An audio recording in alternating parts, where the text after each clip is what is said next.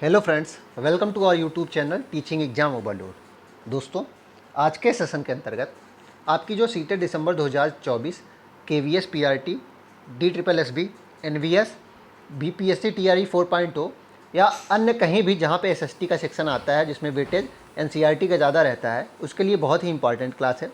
इसमें आज हम क्या करेंगे, आज हम NCERT क्लास 6 हिस्ट्री के चैप्टर नंबर 7 को पढ़ेंगे, जिसका नाम है अशोक के बारे में आज हम पढ़ेंगे। अशोक एक अनोखा सम्राट हमारे चैप्टर का नाम है, जो कि क्लास 6 NCERT हिस्ट्री का चैप्टर नंबर 7 है।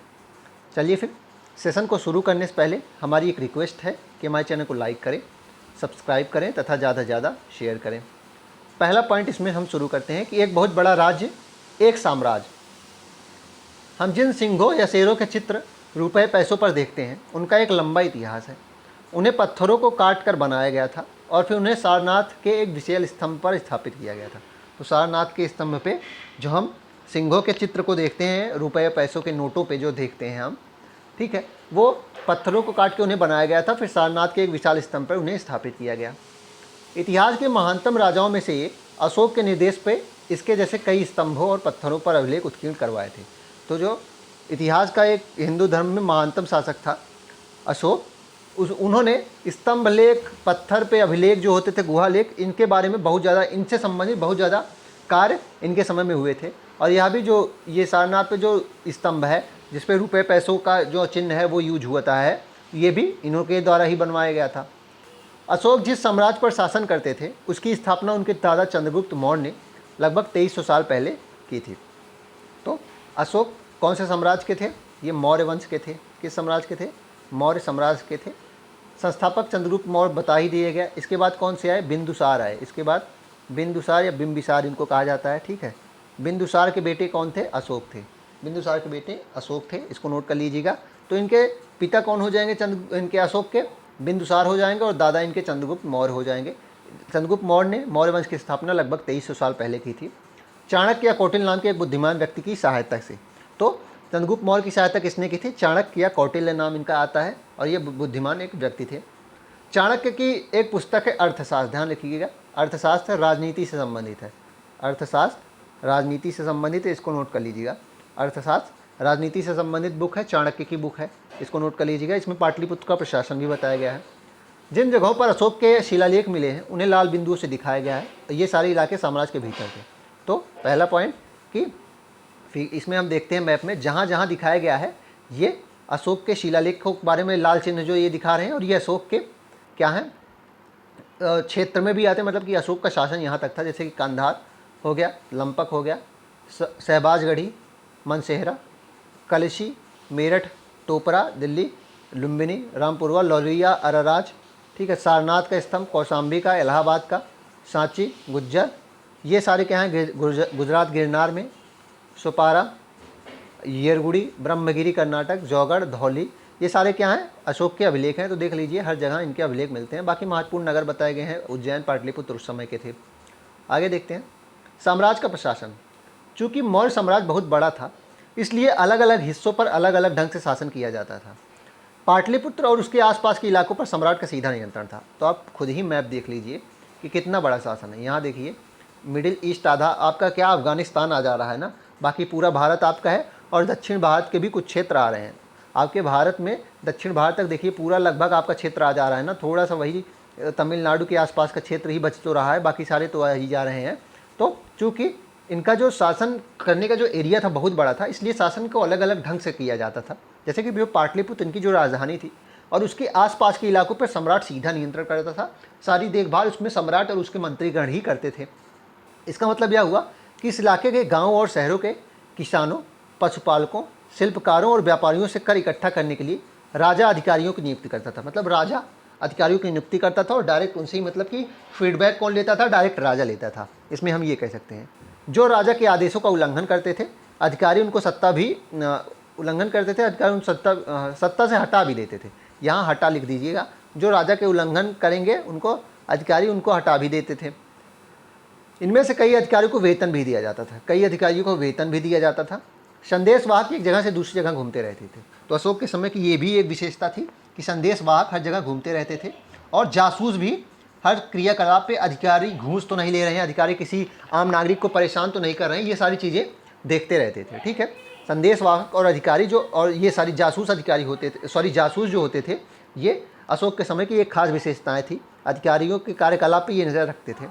इन सब के ऊपर सम्राट था, जो राज परिवार वरिष्ठ मंत्रियों की सहायता से सब पर नियंत्रण रखता था। ये तो हर जगह की बात हो गई। मौर्य साम्राज्य के भीतर कई छोटे क्षेत्र या प्रांत थे। इन पर तक्षशिला या उज्जैन जैसी प्रांतीय राजधानियों से शासन किया जाता था।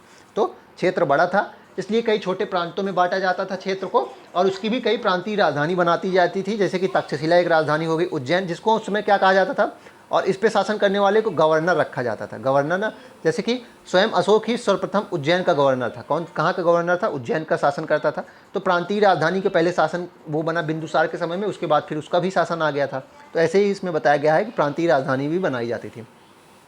कुछ हद तक पाटलिपुत्र से इन क्षेत्रों पर नियंत्रण रखा जाता था। ये प्रांतीय क्षेत्र हो जाते थे, इन पे कुछ हद तक शासन पाटलिपुत्र से ही रखा जाता था, और अक्सर राजकुमार को वहाँ का राज्यपाल या बनाकर भेजा जाता था, गवर्नर। तो वही बात जो मैं बता दिया कि उज्जैन का गवर्नर जैसे कि शुरुआत में बिंदुसार के समय में अशोक को बना के भेजा गया था। अर्थशास्त्र में यह लिखा गया है कि उत्तर पश्चिम कंबल, यह प्रश्न सीटेट में बहुत बार पूछा गया है कि अर्थशास्त्र में कौटिल्य की, चाणक्य की जो बुक है, चंद्रगुप्त मौर्य की जो स्थापना करने में मौर्य वंश में सहायता किए थे, कि उत्तर पश्चिम जो क्षेत्र था वह कंबल के लिए बहुत प्रसिद्ध था, और दक्षिण भारत सोने और कीमती पत्थरों के लिए प्रसिद्ध था। ठीक है, संभवतः है कि संसाधन नजराने के रूप में इकट्ठे किए जाते थे। अब नजराना क्या होता है? नजराना और कर के बारे में देख लेते हैं। जहाँ कर नियमित ढंग से इकट्ठा किया जाता है, वहीं नजराना अनियमित रूप से जब भी संभव हो इकट्ठा किया जाता था। ऐसे नजराने विविध पदार्थों के रूप में प्रायः ऐसे लोगों से लिए जाते थे जो स्वेच्छा से इसे देते थे। तो कर क्या था कि नियमित ढंग से लिया जाता था। मतलब कर की एक जैसे कि डेट फिक्स हो गई कि आपकी फसल मान लीजिए कटेगी, आपकी फसल कटेगी तो आपको कर आपको उतना 1/6 या 1/4 जो भी आपका शेयर है उतना देना। मतलब कि आप मान लीजिए 4 आपको क्विंटल गेहूँ हुआ है तो आपको 1 क्विंटल गेहूँ देना पड़ेगा। ठीक है, 40 क्विंटल हुआ है तो 10 क्विंटल आपको देना पड़ेगा। तो 1/4 जो भी उस समय का होगा, हर सब शासकों का अलग अलग रेशियो होता था, लेकिन ये नियमित होता था कि फसल कटने के बाद या फिर आपका किसी एक विशेष दिन पे आपको हो जाता था। लेकिन नजराना क्या होता था? नजराना मतलब कि साल 6 महीने में एक आध बार कि कुछ मंत्रीगण जाते थे, और जो स्वेच्छा से देना चाहता है, कुछ भी देना चाहता हो, चाहे वो खाद्य उत्पाद दे दे, चाहे वो फूड्स आदि दे दे, चाहे फल फूल पौधे दे दे, चाहे लकड़ियाँ दे दे, चाहे घी दही मट्ठा दे दे, कुछ भी दे दें। ठीक है, गाय दे दे, कुछ भी दे सकता था वो। ठीक है, वो स्वेच्छा से कुछ भी दे सकता था, और नजराने से किसी पर जोर ज़बरदस्ती नहीं किया जाता था। ये नजराना होता था। आशा करता हूँ कि आपको नजराना और कर के बारे में अंतर पता चल गया होगा। अब राजधानी में सम्राट देखते हैं। मेगास्थनीज चंद्रगुप्त के दरबार में पश्चिम एशिया यूनानी सेल्यूकस निकेटर का राजदूत था। पहली बात तो मेगास्थनीज किसके दरबार में आया था? इसकी बुक भी पूछी जाती है। बुक क्या है? इंडिका है। लगभग सब लोगों को पता है, इंडिका इसकी बुक का नाम है। ये सेल्यूकस निकेटर का राजदूत था। मेगास्थनीज ने जो कुछ देखा उसका विवरण अपनी बुक में दिया गया है, उसका एक अंश इसमें दिया गया है, देखते हैं। सम्राट का जनता के सामने आने के अवसर पर शोभा के रूप में जश्न मनाया जाता था। तो सम्राट जब जनता के सामने आता था, कुछ विशेष अवसरों पर ही आता था, इसको एक जश्न के रूप में मनाया जाता था। एक सोने की पालकी पे उन्हें बैठाया जाता था, और उनके अंगरक्षक सोने और चांदी से अलंकृत हाथियों पर सवार रहते थे। उनके जो बॉडीगार्ड्स होते थे वो भी सोने और चांदी से अलंकृत, मतलब सोने चांदी से सजाई हुई हाथियों पर सवार रहते थे। कुछ अंगरक्षक पेड़ों को लेकर चलते थे। यहाँ पेड़ों को रख कर लीजिएगा। कुछ अंगरक्षक पेड़ों को लेकर चलते थे, जिस पे प्रशिक्षित तोते का एक झुंड रहता था, जो क्या करता था कि एक लाइका एक वो सम्राट के लिए वो एक मुकुट की तरह काम कर देता है, एक मुकुट की तरह काम कर देता था। तो कुछ अंगरक्षक पेड़ों को लेकर चलते थे, जिसपे प्रशिक्षित तोते का झुंड होता था, जो सम्राट के सिर के चारों तरफ घूमता था। तो एक लिविंग मुकुट की तरह काम कर देता था ना। लिविंग मुकुट सोचिए अच्छा लगता होगा कितना। तो ये उस तरह का काम यहाँ होता था। राजा के साथ कुछ हथियारबंद महिलाएं भी रहती थी। राजा के जो सबसे निकटतम रहती थी वो हथियारबंद महिलाएं रहती थी। राजा हमेशा इस बात से डरे रहते थे कि कहीं उनकी कोई हत्या न कर दे। वो खाना स्वयं पहले नहीं खाते थे, अपने दासों को उसको टेस्ट करने के लिए कहते थे।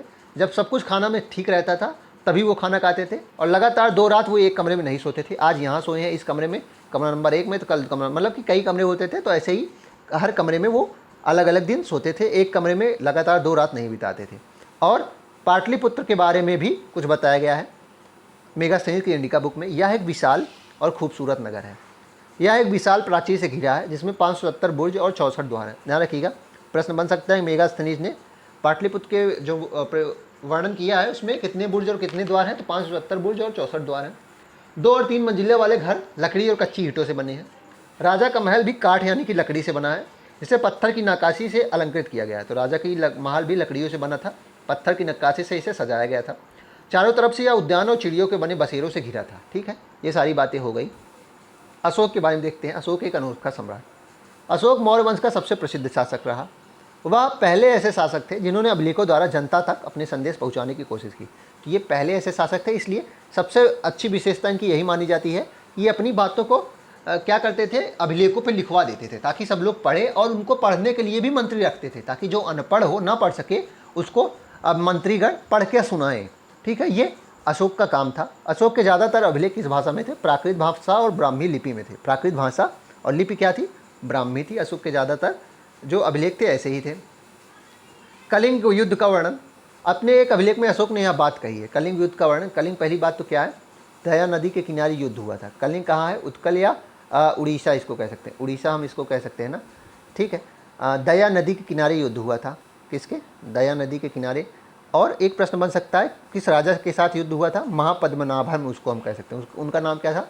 पद्मनाभ, पद्मनाभम। उनका नाम क्या था? पद्मनाभन था। इसको नोट कर लीजिएगा, पद्मनाभन।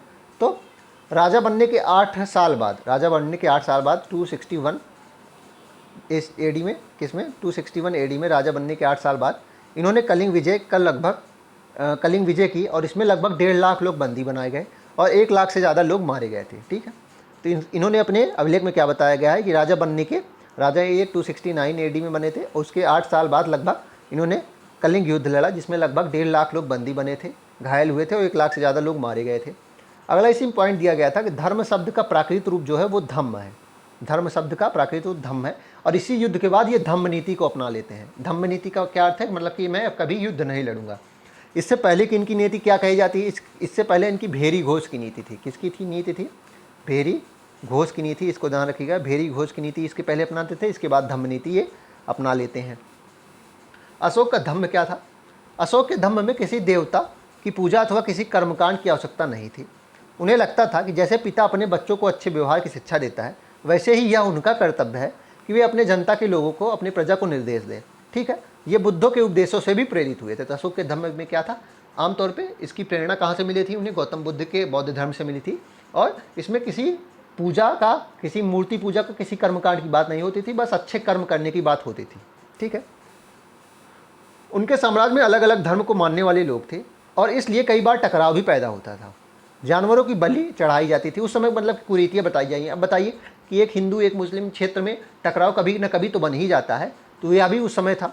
जानवरों की बलि भी चढ़ाई जाती थी, दासों और नौकरों के साथ क्रूर व्यवहार किया जाता था। तो ये सारी बुराइयां बताई गई हैं। इसको सबको इनको ठीक करना था। बाद में इन्होंने कुछ हद तक, बहुत हद तक ठीक किया था।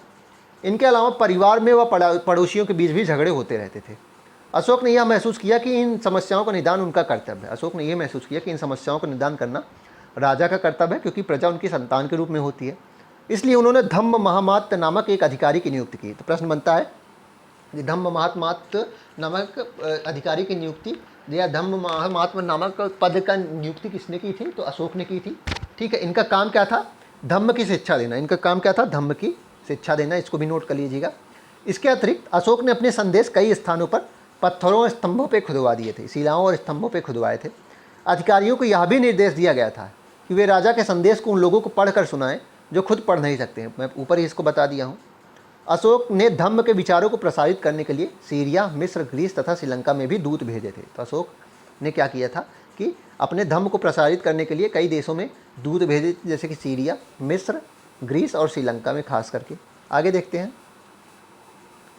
इन्होंने सड़कें भी बनवाई थी, कुएँ खुदवाए। इन्होंने कुछ बहुत अच्छे काम भी किए, मतलब कि सारे ही लगभग इनके काम अच्छे थे, लेकिन सड़कें भी खुदवाए, मतलब कि आम जनता के लिए भी बहुत सारे काम किए कि आने वाले जो लोग होते, मुसाफिर होते थे, उनके लिए सड़कें बनवाई गई अच्छी, कुएँ खुदवाए गए और विश्राम गृह बनवाए गए। जैसे कि कोई मान लीजिए आ रहा है तो वो विश्राम कर सकता था। इसके अतिरिक्त उन्होंने मनुष्यों व जानवरों की चिकित्सा की भी व्यवस्था की थी। अब सोचिए, जानवरों की चिकित्सा की व्यवस्था कोई करा रहा है तो सोचिए वह सच में परिवर्तित हो चुका था। ठीक है, इसमें आप इसको सोच सकते हैं कि उन्होंने मनुष्य और जानवरों की चिकित्सा की भी व्यवस्था करवाई थी। आगे देखते हैं। ये फिगर देखिए, ये फिगर राष्ट्रपति भवन में आज रखा गया है, इसको नोट कर लीजिएगा। इस समय कहाँ है? राष्ट्रपति भवन में। इसको ध्यान रखिएगा, राष्ट्रपति भवन में रखा गया है। कई बार यह प्रश्न बन चुका है। देखते हैं, उत्कृष्ट पॉलिशदार ये पत्थर की इस मूर्ति को देखिए। यह बिहार के रामपुरवा में मिले एक मौर्यकालीन स्तंभ का हिस्सा है। तो ये बिहार के रामपुरवा अभिलेख से मिला है, ठीक है। अभी इसे राष्ट्रपति भवन में रखा गया है। यह उस समय की मूर्तिकला का एक नमूना है। तो ये जो रामपुरवा के बिहार से मिला है और आज कहाँ रखा गया है, ये सांड की ये अभिलेख है। मतलब कि ये देखिए उल्टा कमल है, उसके ऊपर फिर स्तंभ, फिर उसके ऊपर ये सांड की मूर्ति बनाई गई है। ये क्या है कि बिहार के रामपुरवा से मिला है और आज राष्ट्रपति भवन में इसको रखा गया है। भारत के प्रथम प्रधानमंत्री पंडित जवाहरलाल नेहरू ने लिखा था कि उनके यानी कि अशोक के धर्मादेश आज भी हमसे एक ऐसी भाषा में बात करते हैं जिन्हें हम समझ सकते हैं और जिनसे हम बहुत कुछ सीख सकते हैं। तो दे दिया गया है, तो हो सकता है प्रश्न बन सकता है क्वेटेशन में। तो प्रधानमंत्री जवाहरलाल नेहरू ने कहा था, जो प्रथम प्रधानमंत्री थे, कि अशोक के जो धर्म आदेश हैं, अशोक ने जो धर्म की बातें की थी, वह हमें एक मतलब कि साइलेंट वॉइस के रूप में हमसे बात करना चाहते हैं और हमें कुछ नई चीज़ें सिखाने के प्रयास करते हैं कि हमें चीज़ों को ऐसे करना चाहिए। अन्यत्र देखते हैं, मौर्य साम्राज्य के उभरने से पहले लगभग 2400 वर्ष पहले चीन में सम्राट ने चीन की दीवार का निर्माण शुरू किया। इसे बनाने का उद्देश्य उत्तरी सीमा की पशुपालक लोगों से रक्षा करना था। तो उत्तरी सीमा की पशुपालक लोगों से रक्षा करना इसका उद्देश्य था। अगले 2000 वर्षों तक इस दीवार का निर्माण कार्य चलता रहा। अगले 2 वर्षों तक इस दीवार का निर्माण कार्य चलता रहा, क्योंकि साम्राज्य की सीमाएं बदलती रहती थी। तो इसमें बताया गया है कि अगले 2000 वर्षों तक इस दीवार का निर्माण कार्य चलता रहा, क्योंकि साम्राज्य की सीमाएं बदलती रही। यह दीवार लगभग 6400 किलोमीटर लंबी है तथा पत्थर और ईंटों से बनी है। इसकी ऊपरी सतह सड़क जैसी चौड़ी है। इस दीवार को बनाने के लिए हज़ारों लोगों को काम करना पड़ा था। 100 से 200 मीटर की दूरी पर इस पर निगरानी के लिए बुर्ज बने हुए हैं। तो इसमें बस आज इस चैप्टर में ये अन्यत्र में इतना ही खास था। इसमें बस एक चीज़ पूछा जा सकता है कि इसके बनाने का उद्देश्य क्या था, कि उत्तरी सीमा की पशुपालक लोगों से रक्षा करना था। बस यही इसको आप जान सकते हैं। बस इसमें इस चैप्टर को यहीं हम समाप्त करते हैं। आशा करता हूँ कि आपको यह सेशन पसंद आया होगा। अगर आप इसी तरह के अन्य सेशन भी देखना चाहते हैं तो हमारे YouTube चैनल को लाइक करें, सब्सक्राइब करें तथा ज़्यादा से ज़्यादा शेयर करें। साथ ही अगर आप इसकी PDF प्राप्त करना चाहते हैं तो हमारे टेलीग्राम चैनल का लिंक डिस्क्रिप्शन बॉक्स में है, आप उसको ज्वाइन कर लीजिए। आपको सारी PDF वहीं मिलेगी। चलिए फिर, धन्यवाद।